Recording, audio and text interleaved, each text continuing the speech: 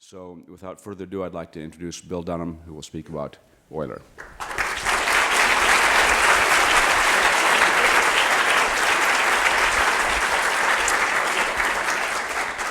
Well, thank you, Jim. Pleasure to be here this evening to talk about Euler, my favorite mathematician, someone who's on everybody's short list of one of the greatest mathematicians of all time. So here he is. That is Euler. The official title of this portrait is the Hahnemann portrait, after the artist who did it. The unofficial title is Euler Emerging from the Shower. You know, if the portrait painter were coming over, I don't think I'd wear this, but that's what he decided to wear. Here's what I want to do tonight. Break this talk into three parts. Give a brief biography, so you have some dates to hang his life on. Give a survey, a broad survey of half a dozen or so of his great achievements, but without the mathematical detail, but just to give you a sense of the breadth and the depth of his legacy. And third, I actually want to show you an Eulerian proof with all the mathematical detail involved, so we can look over his shoulder and watch him work. Now, before you get scared, the prerequisites to this are just high school math. You don't have to be a Harvard graduate student to understand the mathematics, but I predict that people are going to leave here impressed with what he could do when he got going. So that's the goal. It's a busy agenda. Let's start with the biography, and here it is in a nutshell. Euler was born in 1707 in Basel, Switzerland. Last year was his tercentenary. People were celebrating all over the world. In 1720, this very bright young lad was off to study with Johann Bernoulli, a name you might know, one of the members of the great Bernoulli family. Bernoulli was in Basel, and Euler would go and study with him. Bernoulli gave him direction, gave him guidance, gave him mentorship. In 1722, Euler graduated from the University of Basel, and if you get out your calculator, you'll see he was 15 at the time. Pretty good. In 1727, he's off to St. Petersburg, to the academy at St. Petersburg. And remember, in those days, the great courts of Europe were surrounded by these academies. There was the Royal Society in London, the Paris Academy, the Berlin Academy, and Russia wanted its own. So there was this new academy at St. Petersburg, and Euler went there to help give luster to the court, to the monarch, to the nation. He stays there until 1741 when he goes to the Berlin Academy, which was then being run by Frederick the Great.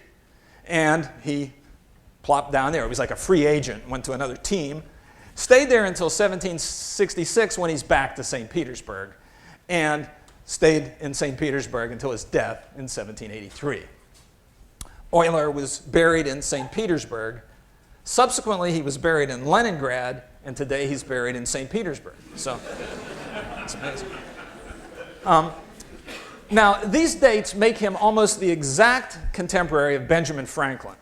So if you want to sort of compare him to someone from this side of the ocean, think Ben Franklin. These are almost exactly the same lifespan.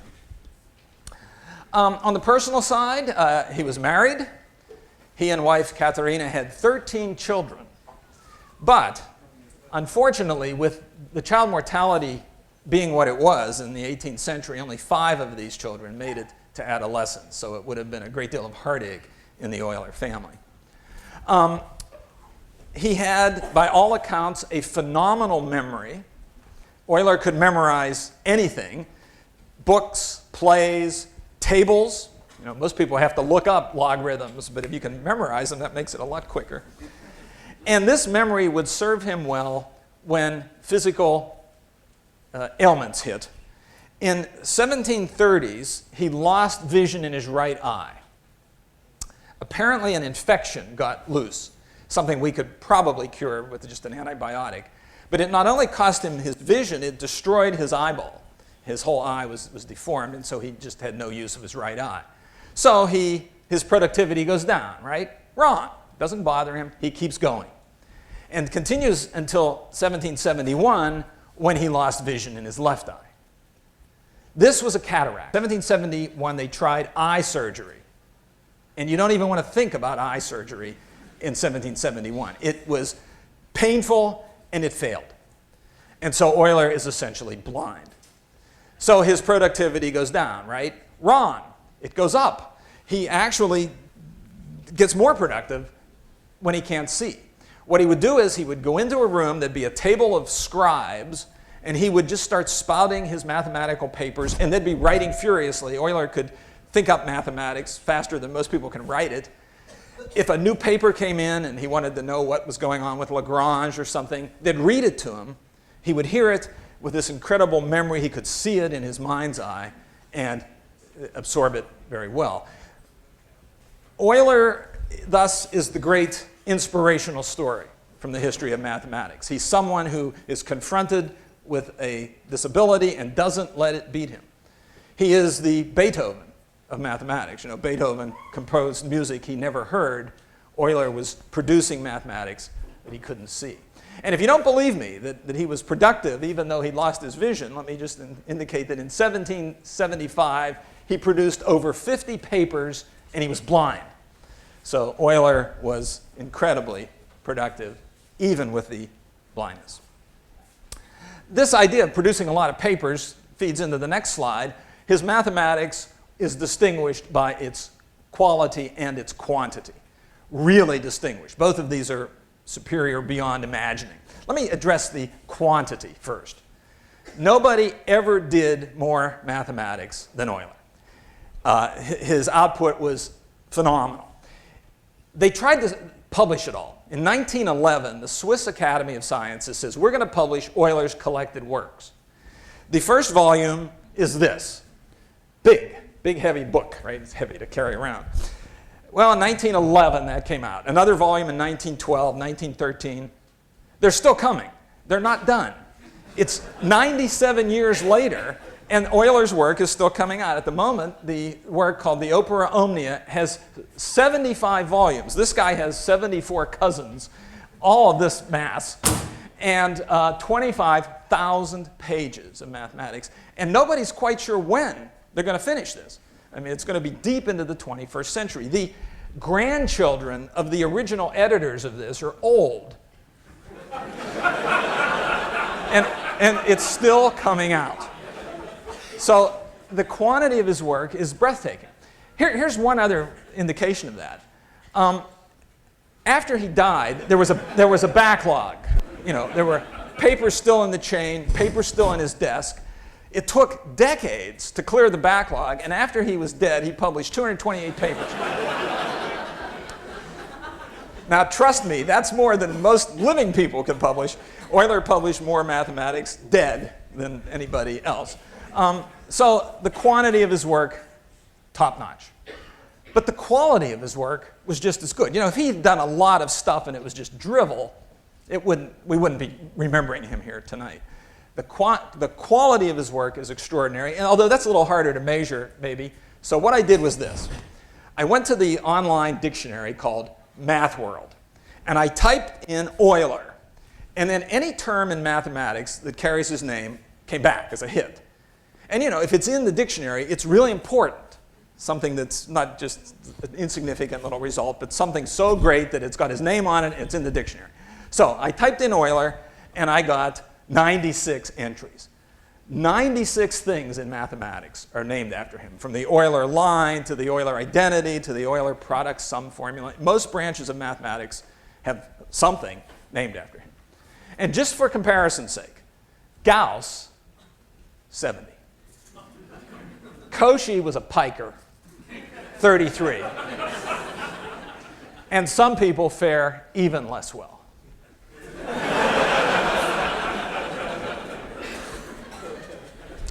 So, you know, this guy was incredible. He's so incredible, he even has his own comic book.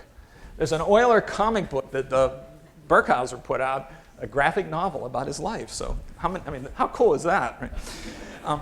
Okay, well, so that's Euler. Now I want to start showing you some of the things he did that made him famous. Here's one that really is important. The number E, 1748, Euler. And here it is. There's the document in which E appears. And you see it there in the middle of the page. He says, for the sake of brevity, we will use the letter E to stand for the number 2.7182818288459. Euler loved calculating long strings of decimals, so there it is. He says, which therefore denotes the base of the natural or hyperbolic logarithm. So he knows E is important. He knows it's the base of the natural logarithm. And you want to calculate it at home? There's how you do it down there at the bottom.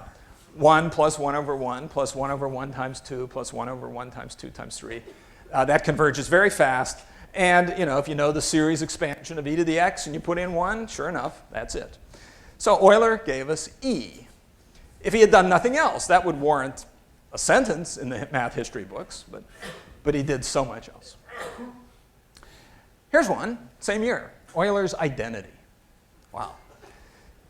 I hope everyone's seen this. E to the ix equals cosine x plus I sine x. A very amazing formula. A strange connection between the exponential function and the trigonometric functions, between real numbers and complex numbers, all in one fabulous formula. Here's how he published it. That's from his work. He wasn't using I, so he wrote e to the plus v times the square root of minus 1 is equal to cos period v.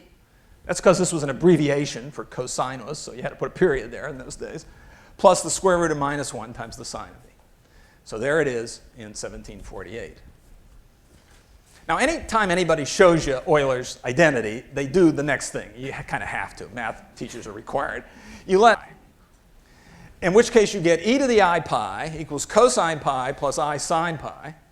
Sine of pi is 0, cosine pi is negative 1, e to the I pi is negative 1. Bring the 1 over, and you get this amazing equation. E to the I pi plus 1 equals 0 falls right out of Euler's identity. Now, math teachers at this point will always say the following. They will say, this is an incredible link among the most important numbers in mathematics. If you were going to have a party and you wanted to invite the 5 most important numbers to your party, who would you invite? We'd invite 0, right, the additive identity. You'd invite 1, the multiplicative identity. If you want to do calculus, you invite E. If you want to do geometry, you invite pi. If you want to do complex numbers, you invite I. 1, 0, E, I, pi, the dream team of numbers right there.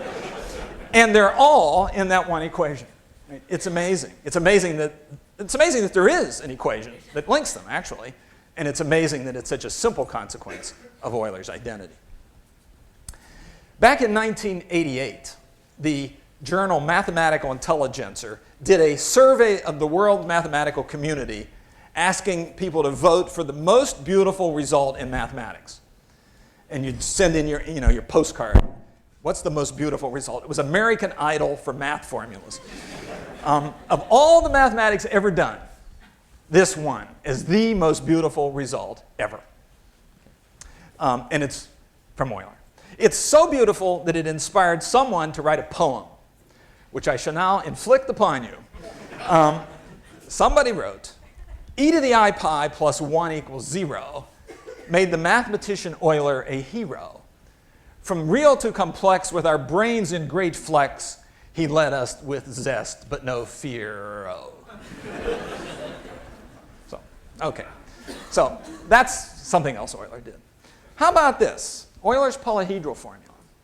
1752, he tells us that V plus F equals E plus 2, where we're talking about polyhedra, solid figures with polygons as faces, like a cube, and where V is the number of vertices, F the number of faces, E the number of edges. And this amazing relationship holds. Like for my cube, V, the number of vertices is 8, right? 4 corners, top and bottom. F faces is 6. Think of a dice or die. 8 and 6 is 14. Number of edges, 4 around the top, 4 around the bottom, 4 vertical, 12 plus 2. Bingo, it works. But what Euler realizes is it works not just for cubes, but it works for icosahedra, dodecahedra, and a wide, wide collection of solid bodies. It's this amazing link. In that Math Intelligencer survey of the most beautiful results in history, this was number 2. So Euler has the top 2 slots, all to himself. And he himself was a little more circumspect about this. He wrote, I find it surprising that these general results in solid geometry have not previously been noticed by anyone, so far as I am aware. Kind of a surprise. Something this simple had escaped notice. But of course, there hadn't been an Euler before to notice it. So that's pretty good. What else? Well, there's the Basel problem. So the year is 1734 when Euler solves this great challenge. And here's what it is. Back in 1689, Jakob Bernoulli, who was Johann Bernoulli's brother, Johann being Euler's mentor, challenged the mathematical community to find the exact sum, whoops, got to go over here, of this infinite series. And he issued the challenge from Basel, where Jakob was, so it became known as the Basel problem. What's the exact answer? What is 1 plus a fourth plus a ninth plus a 16th? See what we're doing? We're taking the whole numbers, squaring them, inverting them, adding forever, infinite series. What's it come out to be? Well, Jakob couldn't figure it out. Johann Bernoulli couldn't figure it out. Leibniz couldn't figure it out. It was hard. Nobody could figure it out. They knew it converged. They knew it converged to something less than 2, but they wanted the exact answer. And the first person to get that exact answer would be famous. And that person was Euler. And the answer, you know the answer? Pi squared over 6. That is a strange answer, right? That is, in fact, correct. And Euler gave at least 4 different proofs in his career that it really is pi squared over 6. One way to fill up 75 volumes is to keep doing the same thing multiple ways. Amazing result, right? In the Math Intelligencer poll of the most beautiful formulas of all time, this was number 5. So Euler has topped the charts like the Beatles used to do when I was a kid. He had 1, 2, and 5. All right, what else? Well, the bridges of Königsberg. Probably you know this one. This was sort of famous. This is a picture from one of Euler's papers showing the town of Königsberg, with the river flowing through, dividing around that island at A, and then splitting and going around the landmass at D. And you can see the little bridges connecting various pieces of land. Now, the story is that the good burghers of Königsberg on Sunday afternoon would take a stroll, and the goal was to walk around here and cross each bridge once and only once. What we now call an Euler path. But they couldn't. Every time they tried it, they either missed a bridge or they found themselves crossing a bridge they'd already crossed. So they're perplexed. What's going on here? And so they asked the mayor. I don't know why, but the mayor of Königsberg, and he didn't know, of course. So he wrote to Euler, and he says, can you explain this? Is this possible? And Euler proves that it isn't. This particular configuration. You cannot walk around here and cross each bridge once and only once. And then Euler shows when you could do it. He drew some other neat little pictures with complicated bridge arrangements, which would work. And nowadays we look at this and see this as the first instance of what's now called graph theory, where you have vertices or nodes connected with edges. The land masses are the vertices, the edges are the bridges. And a whole subject is getting born here as Euler approaches this problem. Now, he himself, a little more circumspect. He said, this solution bears little relationship to mathematics, and I do not understand why to expect a mathematician to produce it rather than anyone else, for the solution is based on logic alone. He saw it as like a puzzle, and he didn't think it was math. He didn't need integrals or anything. Now, don't tell your graph theory friends that he said this, okay? Actually, if he were to come back today and see what has happened to graph theory, I'm sure he would recognize it as mathematics. All right, anything else? Well, yeah, how about geometry? Plane geometry. Now, you would think that that had all been discovered, by the time Euler got here. Euclid had done all his geometry, Archimedes. Was there anything left to discover about triangles? Well, actually, 4 big fat volumes of Euler's collected works are geometry. He discovered lots of stuff. And one of the things he does is the Euler line. And you may or may not have ever seen this, but if you have a triangle, any triangle, it could be isosceles, it could be right, but it needn't be anything special. You can consider the intersection of the altitudes. Remember, the altitudes go from each vertex perpendicular to the opposite side, and they all go through a point, which is called the orthocenter. You can consider the intersection of the medians. Now, the median goes from each vertex to the middle of the opposite side, and those are concurrent. They all go through a single point called the centroid. And you can consider the intersection of the perpendicular bisectors. So if you take each side, take the bisector, and drop a perpendicular, those meet in the point, which is called the circumcenter. It's the center of the inscribed circle.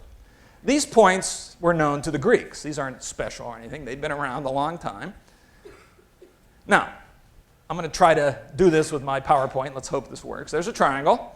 I want to look at the intersection of the altitudes from each vertex perpendicular to the opposite side. So there's my altitudes, kind of perpendicular, and they all meet in that point, the orthocenter. Okay? So we'll leave that there and get rid of that stuff. Okay. Now, I want to get the intersection of the medians from each vertex to the middle of the opposite side. So we want to do the medians, and here they come from the vertex to the middle of the opposite side, and they meet in the point. Yeah. Get rid of that. And then I want the intersection of the perpendicular bisectors. So here comes, there we go, perpendicular bisectors. Split each side, put up the perpendicular. They meet in a point called the circumcenter. And what do you see? They line up. No one had seen that. Euler proves that no matter what the triangle, these 3 points will fall on a line, which is now, in his honor, called the Euler line.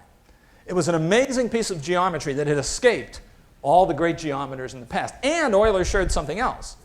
The ratio of those 2 segments is always 1 to 2, exactly. That the centroid is half as far from the circumcenter as it is from the orthocenter. It's a neat piece of geometry. In the subsequent century, lots of interest is devoted to plane geometry.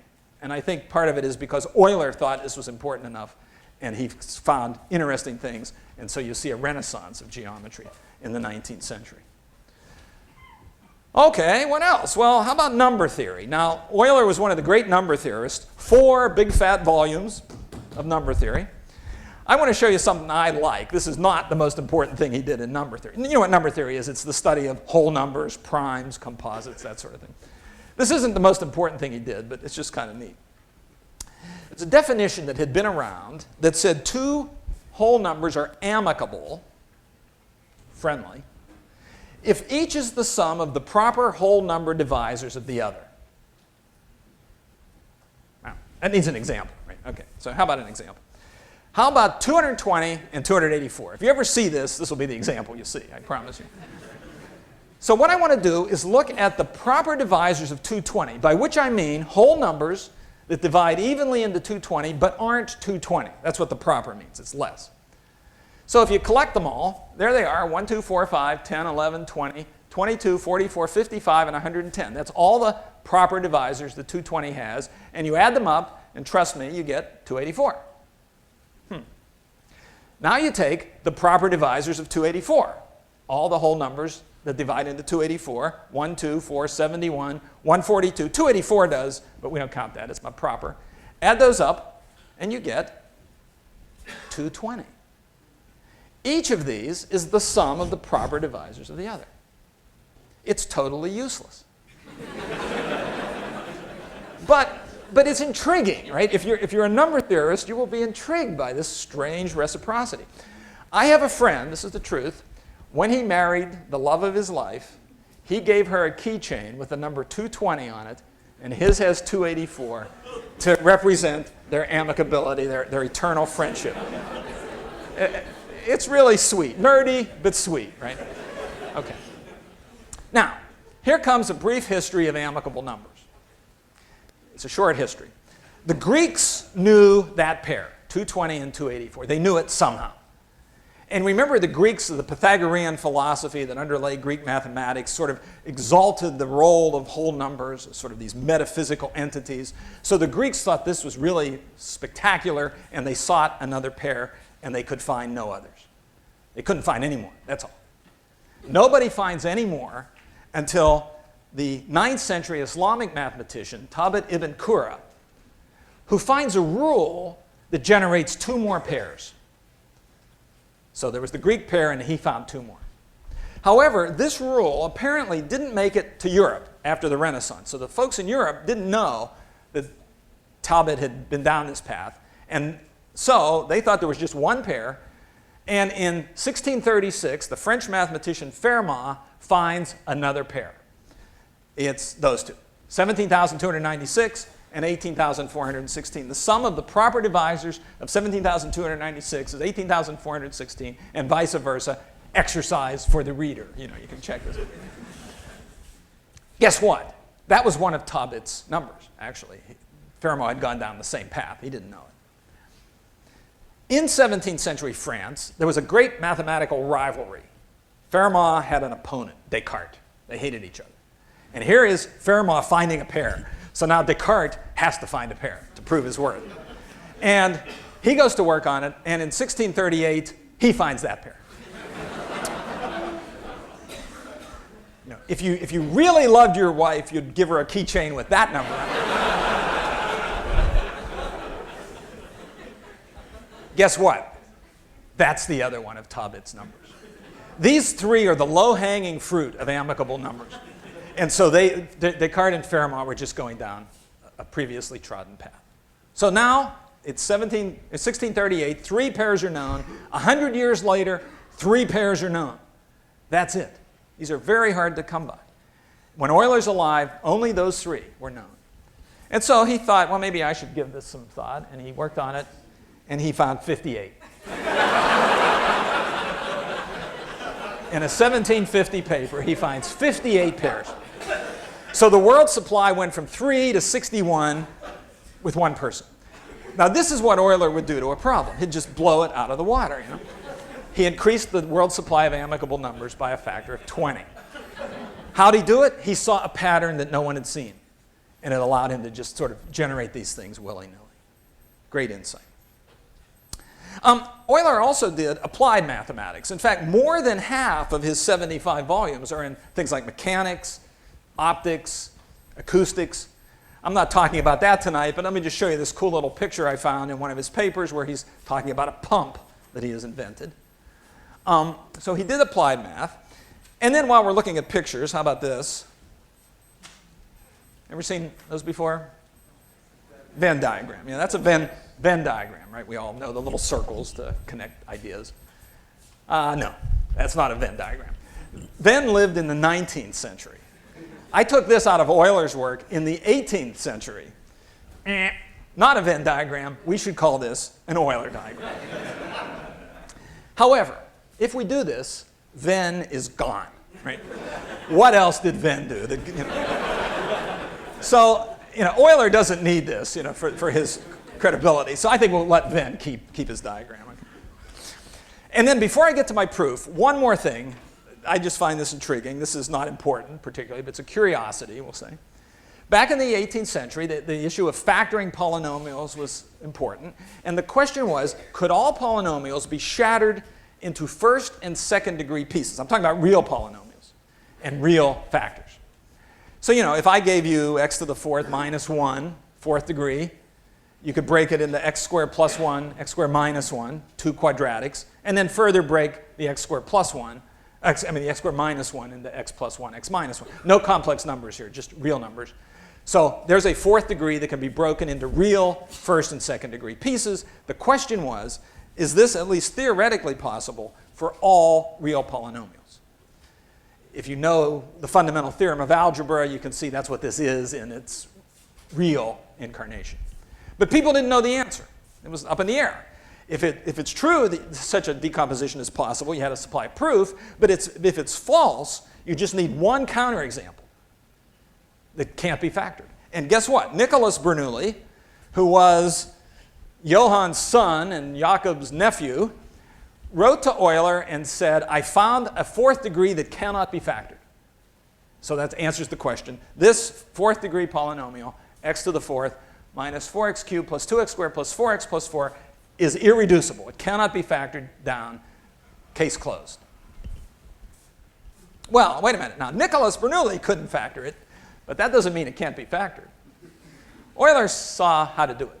He broke it into 2 quadratics, this one and this one. Now, two issues here. First of all, that can't be right. Look at these quadratics with square roots embedded within square roots. Are you telling me those two things multiply together to give that simple-looking fourth degree on the top with just integer coefficients? Well, I confess that one rainy afternoon, I multiplied these back together, and all the square roots cancel.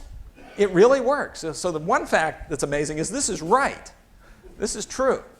The factorization problem from hell, right? Second question, how did he do it? Is this finally proof that Euler is from the planet Coosbane, that he's not human? Well, no, because when he tells you how he did it, you see it. Oh, yeah, I see. That was very clever. I could have thought of that, you say. But Euler was Euler. So there you go. All right. Well, now, we've done our little survey. We got time to do a proof, an Eulerian proof. I think if I don't show you an actual proof with the detail, I'm kind of cheating you. I could stand up here and tell you Van Gogh was a great painter, but at some point you want to see a picture, right? I tell you Euler was a great mathematician, but at some point I got to show you Euler in action, and so here comes. The issue at hand is the partitioning of numbers. Partitioning. And let me first of all introduce a little bit of notation here. D of n is the number of ways of writing n as the sum of distinct whole numbers. D of n is how many ways to split n into the sum of distinct whole numbers. Well, we need an example, right? Every time you get one of these definitions, you want to see an example. So how about 5? Let's take a look at 5. So the question is, how many ways can I split 5 up into different size pieces? One of them I'll just take 5. All by itself. We'll call that a decomposition, sort of the unitary decomposition. How about 4 and 1? That's 5, and they're different. How about 3 and 2? That's 5, and they're different. Any more? Well, you could do 2 and 3, but hey, that's the same as 3 and 2. We won't count that. You could say 6 plus negative 1 is 5, but you don't want negatives here. These all have to be whole numbers, so we can't count that. 1.5 and 3.5 is 5, and they're different, but they're not whole numbers. I think that's it. Okay, so how many ways can you write 5 as the sum of distinct pieces? I think that's where we were. 3. 3 ways to do it. 5, 4 and 1, 3 and 2. So we're going to say d of 5 is 3, the number of decompositions into distinct pieces. Okay? I'm sorry? No, it doesn't have to be 2 distinct pieces, just distinct pieces. Okay, so there's that. Now, let O of n be the number of ways of writing n as the sum of not necessarily distinct odd pieces. So the same issue, decompose, but this time the pieces all have to be odd, even if they're repeated. All right, well, let's try that example, 5. I could write 5 as 5 all by itself. There's one way. I could do, now these all have to be odd. How about 3 and 1 and 1? That's 5, and they're all odd. Now I repeated the 1, but that's okay for this game. And one more. What else? 1, 1, 1, 1, 1, yeah. And that's all. So how many ways to do this? D of 5 is 3. There's 3 ways to do it. Excuse me, O of 5 is 3. All right, another example. I think we need another example, especially since the screen went out here. So let's try 8. All right, so first issue, distinct sum ends. Break it up into distinct pieces. 8. Well, there's 8 all by itself. 7 and 1. That's 8, and they're different. 6 and 2, bingo. 5 and 3, bingo. 4 and 4, no, because they're not distinct. They're the same, so I can't do that. But I could do 5 and 2 and 1. Those are all different. That adds up to 8. And I can do 4 and 3 and 1. Those are all different, and that adds up to 8. And that's it. So 1, 2, 3, 4, 5, 6 ways to break 8 up, so D of 8 is 6. Let's do O of 8. Let's break it into odd pieces. 8. How about 7 and 1? Odd pieces. How about 5 and 3? Yeah. That's 8. They're odd. How about 5 and 3 1s? Yeah. Let's see, what else? 2 3s and 2 1s? That's 8. 1 3 and 5 1s? Yep. And 8 1s. Right? So there's all the decompositions of 8 into odd pieces. How many? 1, 2, 3, 4, 5, 6. So what we know is that d of 5 and O of 5 were both 3. They were the same. D of 8 and O of 8 were both 6. Those are the same. Is there something going on here? Well, in 1740, Philippe Naudet, a French mathematician, wrote to Euler and asked him about partitioning, about breaking numbers up like this. And within days, Euler has sent back a proof that d of n is always O of n, for all n. And he apologized for the delay caused by the bad eyesight I have been suffering. And so this was a turnaround, almost instantaneous turnaround. Given the mail in the 18th century, that's kind of instantaneous. So I want to show you his proof. I don't know if you know this. The number of ways of writing a whole number in terms of distinct sum ends is always the same as the number of writing it in terms of odd sum ends. And Euler proves this for all integers at once. It's one proof fits all. So let me show you the proof. So here's the theorem. For all whole numbers n, d of n equals O of n. Now, his proof is built into 3 little pieces. So we just have to get through these 3 pieces, and we see it. First piece, he says, I'm going to introduce that. P of x equals 1 plus x times 1 plus x squared times 1 plus x cubed, 1 plus x4, 1 plus x to the 5th, an infinite product of binomials. Why is he doing this? Hang on. But this is what he wants to do. Okay? So that's P of x. Now, what do you do with this? He says, let's multiply it out. But there's infinitely many terms. That's all right. That never bothered him. So we're going to multiply this out. Now, you know how multiplying works with binomials. Each binomial contributes one of the 2 terms to the product. What's the constant term going to be here if I multiply this out? 1, right? Each term, there'll be a 1 times a 1 times a 1. So we're going to start with a 1. How about x's? How many x's can come out of this? Well, look, that first term has an x in it, and it can hit all the other 1s, and there's no other source of an x. So you're just going to get an x. X squared, that x squared can hit all the other 1s, and you'll just get 1x squared. This is looking kind of boring here, but things get a little richer now. For x cubed, there's 2 ways to do that. The x cubed in the third term can hit all the other 1s, or I can get the x squared times the x to give me a second x cubed. And I'm going to write it this way, just to see where these are coming from. The x cubed plus the other guy is coming from the x squared times the x. X to the 4th, you're going to get 2 of those. The x to the 4th all by itself, and the x cubed times the x. And one more, x to the 5th, 3 of those. The x to the 5 all by itself, the 4 and 1, the 3 and 2. Look at those exponents. Seen them before? 5, 4 and 1, 3 and 2. Those are exactly the decompositions of 5 into distinct pieces. There were 3 such decompositions. There's 3 x to the 5ths. And you can see where they're coming from. And you see why they have to be distinct, because look at p there. It has all different powers in the different terms. You'll never get a repetition. So by thinking through this, Euler realized that p of x, if we want to write it out as a series, is 1 out front plus the sum as n goes from 1 to infinity. And how many x to the n's are there going to be? D of n, precisely as many as there are ways of writing n as the sum of distinct pieces. So like, how many x to the 8s are there going to be here? There's going to be 6 x to the 8s, and they're going to correspond to the 6 decompositions of 8 into distinct sum ends. So there's the first formula, first part of the 3. That's p of x. Okay? Now, I'm going to remove this, but it'll be back in a minute, but it's going. The next piece requires one little prerequisite. So this is the one thing I'm not going to prove, but I hope you all remember this. The sum of an infinite geometric series, 1 plus a squared plus a cubed. If this goes on as an infinite series, the sum is 1 over 1 minus a. Right? And I hope people remember that. And there are conditions here to worry about, but he didn't worry about it. If you don't like this, if you want to know where this is coming from, do long division on the right, you'll get the series, or better yet, cross multiply, and you'll see it works. So I'm going to need this infinite geometric series formula. In fact, I'll put it up here at the top. And now, second part of the proof, we introduce q of x to be that. 1 over 1 minus x times 1 over 1 minus x cubed times 1 over 1 minus x fifth, and so on. Why? Hang on. Now, what Euler says to do with this is a bunch of reciprocals with the odd powers. He wants to write them without denominators.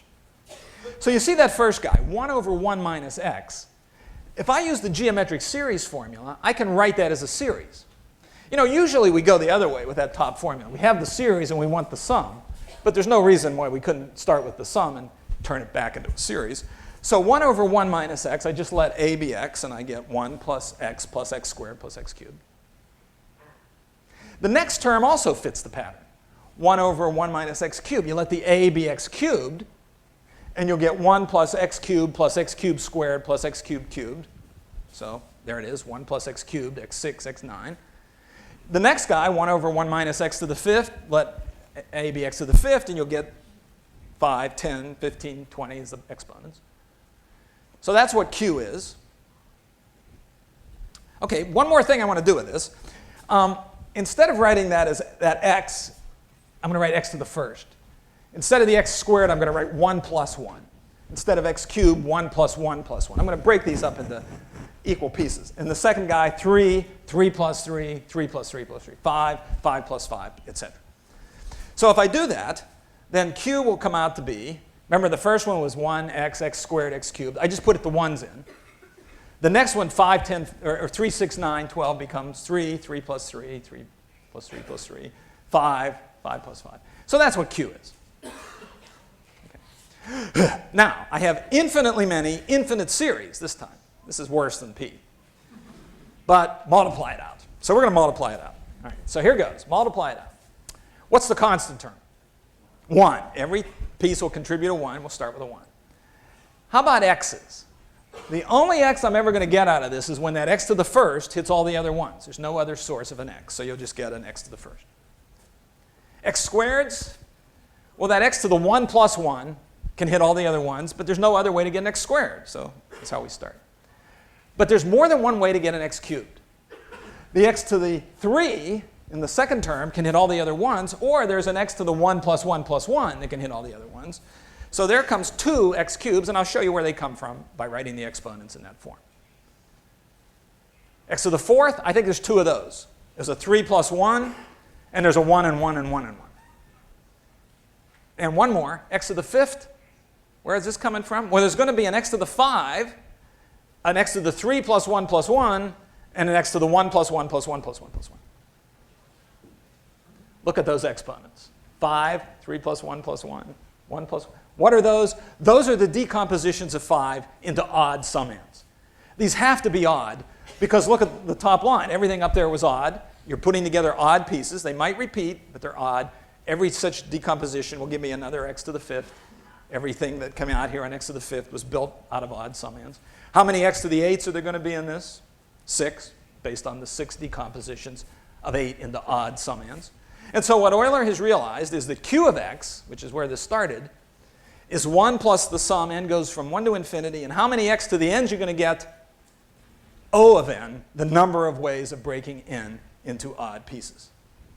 So there is the second part of the proof. Okay, so now, third and final part. And let me just review here. We'll take a breath. Okay. P of x was 1 plus x times 1 plus x squared times 1 plus x cubed. And he saw that that was 1 plus the sum of the d of n x to the n. Q of x was this different thing, 1 over 1 minus x times 1 over 1 minus x cubed, 1 over 1 minus x to the fifth. And he showed that that was 1 plus the sum of the O of n x to the n. Now, it's been so long since we started this theorem, I forget what we're trying to prove. We're trying to prove that d of n is always equal to O of n. And what Euler said was, if p and q were the same, which they're not, but if they were the same, then when you wrote out the series, all the coefficients would have to be the same. D of 1 would be O of 1, D of 2 would be O of 2. These would have to match up perfectly, and you'd be done. Your proof would be over if only p and q were the same, which they're not. So let me write that up there. To prove that d of n equals O of n for all n, we need only show that p equals q. Everybody see how that would do it. If p and q are the same, the series are the same, the coefficients are the same, we can go home. But they're different. They're different. Or are they? Euler says they're the same. They're the same. And if I can show you that, proof's over. So why are these the same? They look different to me. Here's what Euler says. Remember P of x. It was 1 plus x times 1 plus x squared times 1 plus x cubed, etc. And there they are, and I sort of moved them apart. I need a little elbow room here. That goes on forever. Turn this into a fraction. Ta-da. Okay. In the numerator, I'm going to multiply by a 1 minus x. Well, if I do that in the numerator, I must do the same in the denominator. So there. Still P of x. I haven't changed anything. I could cancel this back out. Up there on the top, I'm going to put a 1 minus x squared. Down below, 1 minus x squared to keep it equal. Up on top, 1 minus x cubed. Down below, 1 minus x cubed. 1 minus x4, so on, so on, so on. So you do this forever. All those could be canceled. It's still P. All right. Now, look at the first two terms in the numerator. 1 plus x times 1 minus x. What's that? 1 minus x squared. The first two terms up there, whoops, here we go. 1 plus x times 1 minus x, take out 1 minus x squared. The next two, 1 plus x squared times 1 minus x squared, that's 1 minus x to the fourth. They take that. 1 plus x cubed, 1 minus x cubed, takes the 1 minus x to the sixth. Away you go. What's left in the numerator? 1. What's left in the denominator? All the odd ones. And so what you get is 1 over 1 plus 1 minus x times 1 minus x cubed times 1 minus x fixed. And that's q. P and q are the same, and hence d of n equals O of n for all n. QED. Pretty good, I think.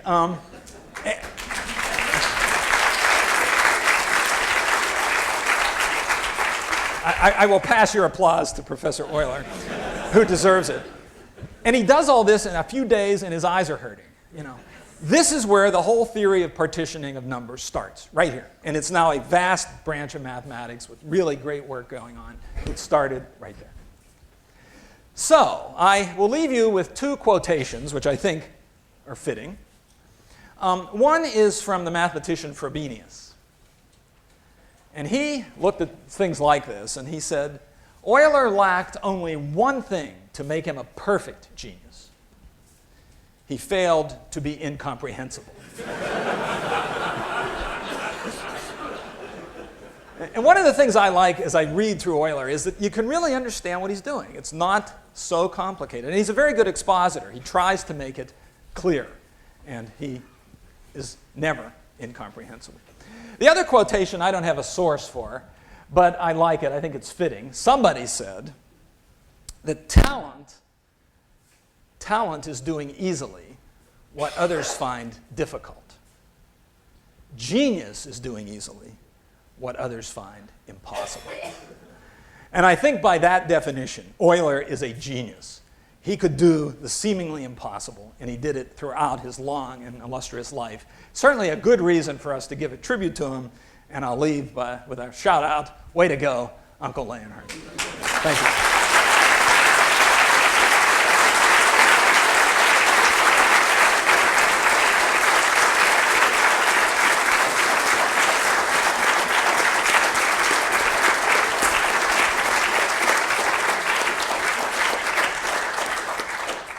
Well, Bill, that was a really fine talk. I think we can probably take just a couple of questions.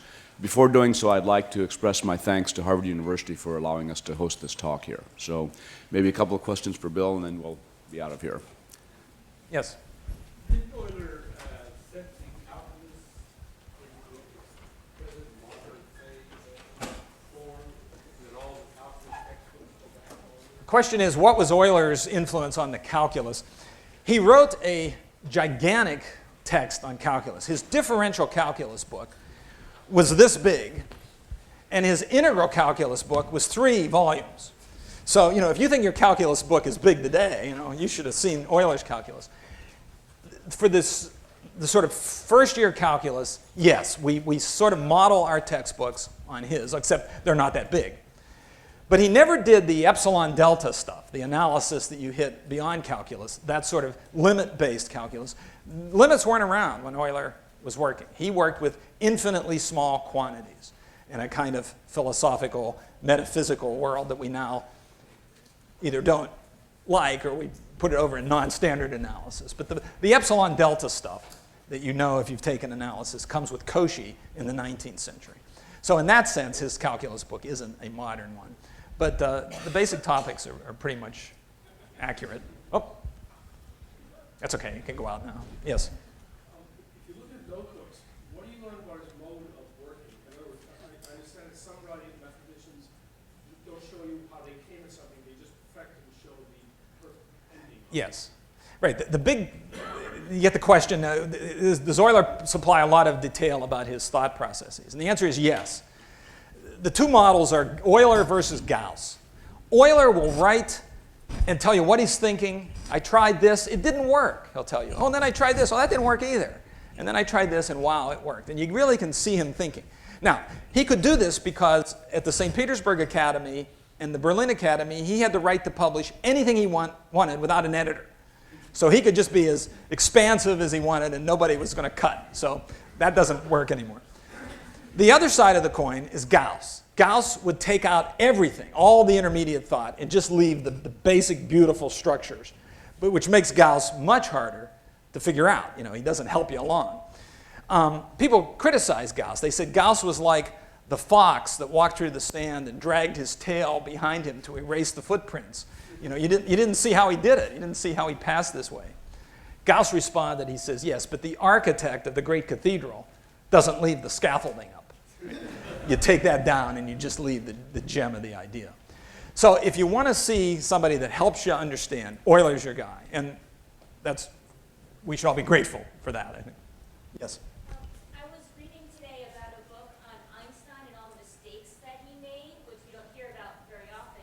I'm wondering if Euler made any big mistakes that needed to be corrected later on. He made mistakes, yes. He had conjectures that turned out not to be true. He offered a proof of the fundamental theorem of algebra, that thing about breaking all real polynomials into first and second degree pieces that was flawed, and Gauss caught the error. So he was human. He didn't make too many, though. I mean, in 25,000 pages, everybody can have a couple, you know. But he was pretty good. And very often, when he was working on what we would almost call intuition, you know, he didn't have the rigorous foundations that we have. Yet he got it right time and again. And, you know, you get this sense that he sort of knew more than he was letting on as to how fabulous was his insight. Maybe one more question? Yes. Can you tell us something about the letters he sent to a Russian princess? Euler also a poet too? German princess, yes. No, they weren't poetry, yes. His most popular work, the one that has sold the most copies, is called Letters to a German Princess. And what these are essays on popular science, not so much math, but supposedly he was teaching this young girl about the world. So, you know, why does the sun rise in the east and set in the west? Why is the sky blue? And he'd write these little letters, you know, that went to her, supposedly. But in fact, they got published and in German and French, Russian, and there's an English translation of that. And they're considered very high quality popular science. And you know, not every great genius can write popular science with equal success. And in fact, Euler could do that. So you can go find that in the library if you want. It's neat stuff. Well, let's thank Bill again for Thank you.